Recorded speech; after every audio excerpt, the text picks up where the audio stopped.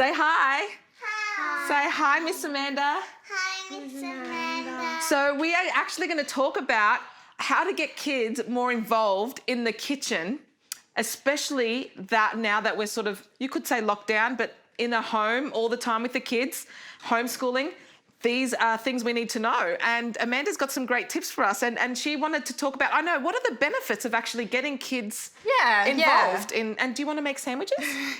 You can show us how you're getting involved. Kids love to help in the kitchen, don't they? I can see yours do, mine do as well. And like you said, I want to talk about some of the benefits. So it helps to develop a lot of important life skills, as well as other skills like reading, counting, hand-eye coordination, gross and fine motor skills.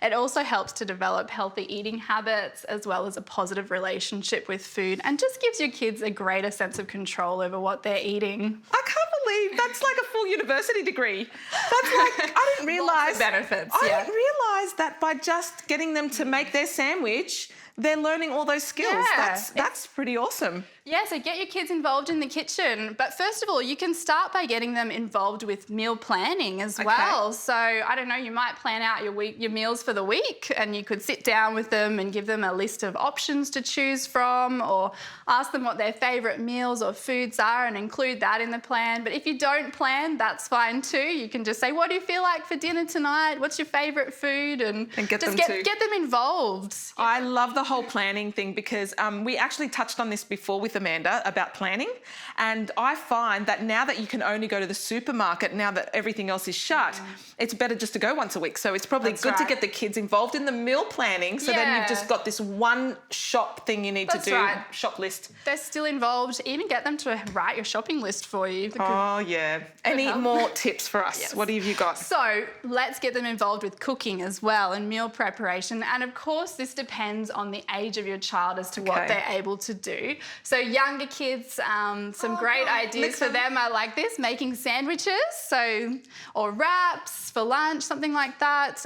Washing and drying fruit and veggies, as well as they can use plastic. I've got plastic knives, and I let them cut fruit with plastic knives. No problems, and then they're learning to cut the fruit as well. Yeah, that's awesome. Also, getting them involved with measuring and mixing ingredients.